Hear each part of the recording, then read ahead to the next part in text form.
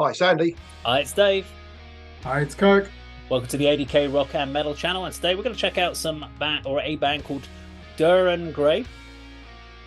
That's not like Dorian Gray, it's A.D.K Gray. And the song is called Obscure. Just like their name. Are they German? No, Japanese. Okay.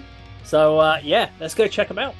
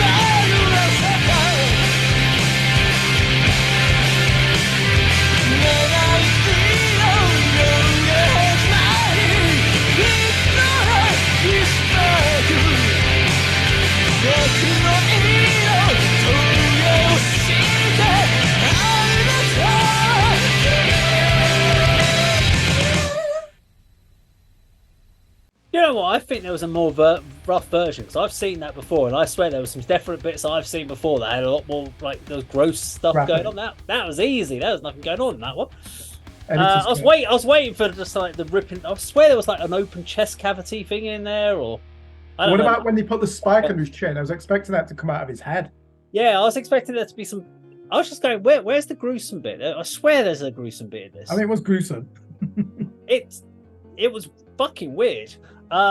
So I'm going to let Andy go last on this one because I don't want to put a complete downer on this. So go on, Kirk. You can go first on this one. I've finally found a new metal song that I like. Post 1997, that's fantastic. Even musically, I've noticed it's from 2003. The songs that really is the saturation point. Yeah, and these I think they're more known as like a prog metal band now, aren't they? They are, yeah. Love the imagery of the band. I mean, this was a carnival freak show, wasn't it? They all look like sex slaves, prisoners of some macabre dungeon where they're all going to be defiled and murdered. Really disturbing. There were certain moments in that song that reminded me a bit like Mike Patton when he goes a bit more extreme, where he sounded like he was being garroted. Yeah. I was thinking, what fucking language is this saying? Who cares? Doesn't matter what language he's saying. Production-wise, yeah, that there was a big Korn influence there, wasn't there? I think we do need to say that, especially those high register guitar effects. You know, that is straight from Follow the Leader and Issues. I thought they used the down-tuned guitars really well. Bear in mind, this is 2003. That if it came out today, you probably would say, okay, it's like a Mudvayne ripoff. You know, they're trying to revive that scene. Slipknot, Mudvayne, Korn. I was blown away by it. You know me, I'm mainly negative about new metal. Not that song. I think it had everything you want. Yeah, it had the cliches. We have the guitar players doing the sideward head poses like that with their eyes looking up at the ceiling. You know, in that sinister look that kind of defines the more theatrical elements. But let's talk about the video before I pass back to you. What the hell? Type of thing you would see in a Nine Inch Nails video from the mid-90s. Yeah. Trent Reznor, Downward Spiral, and I think it's the Broken EP. Every song actually had a home video. So it had a video for each track, and there's one called Happiness in Slavery. Have you ever seen it by Nine Inch Nails? Holy fuck, that is disturbing. Andy, for your benefit, you probably have to, I don't even know if it'd be on YouTube.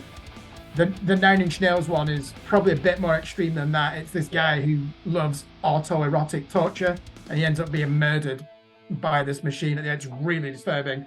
It was on the same level. I'd like to listen to how they've evolved from here, because I noticed it says they formed in 1997. I bet they don't sound much like that now. They don't. Certainly not the guitar tone, but Completely I'm going to pass it back different to you. I'm thoroughly positive about that. I've found a new metal song that I like, post around the third Deftones era. Okay, so I'm a new metal guy. I fucking hated that. Sorry. The problem with it, with the new metal thing, is yes, they were doing the new metal things, but they were doing new metal extreme. And new metal was never meant to be, it was never about that extreme level. There were bands that were able to do it, and they could do it well to a degree, but they never became like the popular new metal. New metal was basically stuff for people that weren't really into the real heavy stuff, into the like massive hardcore scene, but they wanted to have fun and party and drink beer and stuff like that. So that's where all the things like your Limp Bizkits, your Korns and stuff like that all kind of situate. POD and Head P and you name it, all those sort of bands kind of sit in that kind of elements. Now, yes, they use all the elements of the down-tuned guitars, the dun dun dun, they had all those sort of things going on, but he went far too extreme over those verses to the point where you're just in your face. And yeah, Mudvayne is a good way of describing that from a Western market. Mudvayne kind of going down that route, and Mudvayne really struggled to come across. It was only in their big choruses like on Dig and Happy and stuff like that where they were kind of picked up for. And then you got this really kind of cool melodic chorus. Da, da, da, da, da, da. I was like, okay, yeah, I can get into this chorus. This has got a cool hooky chorus. Video wise, it was just extreme for the sense of being extreme. It was weird for the sense of being weird. That's Andy's phrase. We should get that on a t-shirt. That's weird for the sake of being weird. I'm not going to say that about this. You'll be surprised to know, but I'm going to let it go over to you. Go for it. I was surprised when Kirk said it was like, did you say 2003? Yeah. I'd have pitched that sort of more recent, certainly within the last 5 years or so, but what do I know? I mean, visually, I thought the first thing that came to me was sort of British pop new romantic look, sort of Zig Zig Sputnik meet Duran Duran. in the videos recording room. Yeah, Mudvayne, I could hear that, and sort of new metal. You know, your expression, Dave. You know, new metal but extreme was summed it up. I thought horror metal as well. You know, the sort of GGFH, industrial, all sorts of elements in there. I mean, visually, I picked up sort of Hellraiser and the Resident Evil games, that kind of thing. They've obviously taken inspiration from that, and then you throw in some clowns as well. But and like several videos we've done in this session, there's just so much going on. I don't think it was extreme for weird for weird's sake. I really enjoyed the video, and the track itself was very enjoyable as well. Again, not my usual sort of thing, but I think you've summed it up by saying it's you know, Kirk, you said enjoyable new metal track, and Dave, you've added the new metal track in its extremity. I think that sums it up. And because of that extremity, that's what appealed to me. I'm not a new metal guy, but putting it all together as a package, the music with the video worked really, really well, and I thoroughly enjoyed it. I was a little skeptical in as much as you sort of pre-warned us that it's going to be, you know, have you got a strong stomach? I was expecting some real gross out moments. Yeah, and perhaps that is the you know, the PG rated version of the video, and there is a more disturbing one out there somewhere. But as a sort of piece of music with a visual accompaniment, I thought that was really, really good. Certainly worth watching again. Excellent. Okay, well, there we go. It's Duran Gray, and the song was obscured, not unscured, obscured. Now, if you like this video, please do like, share, and subscribe, and we'll see you on the video sometime very soon. Take care.